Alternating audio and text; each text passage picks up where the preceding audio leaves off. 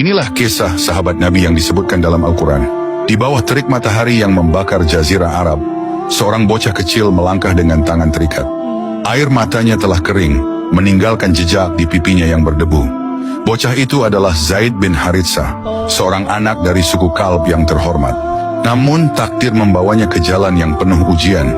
Ia diculik oleh sekelompok perampok, lalu dijual di pasar budak, berpindah tangan dari satu pemilik ke pemilik lainnya, hingga akhirnya tiba di Makkah. Di kota itu, seorang wanita mulia, Khadijah binti Khuwailid, membelinya dan menghadiahkannya kepada suaminya, Nabi Muhammad SAW. Namun berbeda dari kebanyakan tuan yang memperlakukan budak dengan kasar, Rasulullah memperlakukan Zaid dengan penuh kasih sayang, bukan sebagai seorang hamba, melainkan sebagai anggota keluarga. Di rumah itu Zaid menemukan kehangatan yang sempat hilang dari hidupnya. Bertahun-tahun kemudian, saat Zaid berjalan di jalanan Makkah, beberapa orang menatapnya dengan penuh keterkejutan. Salah satu dari mereka adalah seorang pria yang tatapannya dipenuhi harapan. Haritsah, ayah kandungnya. Dengan suara bergetar ia berseru, "Zaid anakku, kami datang untuk menebusmu, pulanglah bersamaku." Namun yang terjadi justru di luar dugaan. Zaid menatap Rasulullah dengan penuh keyakinan, lalu dengan tegas berkata bahwa ia memilih tetap tinggal bersama beliau. Keputusan ini mengejutkan semua orang, tetapi Rasulullah yang terharu dengan kesetiaan Zaid membawanya ke hadapan kaum Quraisy. Dengan lantang beliau mengumumkan, "Mulai hari ini Zaid adalah anakku. Ia akan dipanggil Zaid bin Muhammad." Sejak saat itu, Zaid dikenal sebagai anak angkat Rasulullah, mendapatkan kedudukan yang terhormat di tengah masyarakat. Namun bertahun-tahun kemudian, wahyu Allah turun, mengubah kembali perjalanan hidupnya. Allah melarang seseorang untuk mengubah nasabnya sebagaimana firman-Nya dalam surah Al-Ahzab.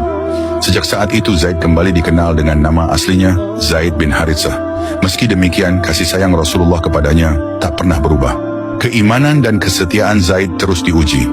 Ia menikah dengan Zainab binti Jahsy, sepupu Rasulullah, tetapi pernikahan mereka tidak berjalan seperti yang diharapkan. Akhirnya mereka berpisah. Tak lama kemudian, Allah memerintahkan Rasulullah untuk menikahi Zainab. Sebagai pelajaran bagi umat Islam bahwa menikahi mantan istri anak angkat diperbolehkan. Di antara para sahabat, Zaid bin Haritsah memiliki keistimewaan yang tak dimiliki siapapun.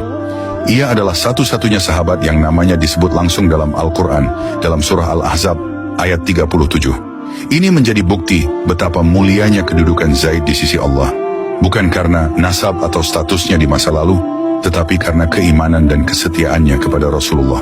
Namun, ujian bagi Zaid belum berakhir. Ia tetap setia dalam perjuangan di jalan Allah hingga datang perintah jihad. Kaum muslimin diperintahkan untuk bertempur di Mu'tah, melawan pasukan Romawi yang jumlahnya jauh lebih besar. Rasulullah menunjuk Zaid sebagai panglima pertama dalam perang itu, sebelum Ja'far bin Abi Thalib dan Khalid bin Walid. Di medan perang, panji Islam berkibar di tangannya.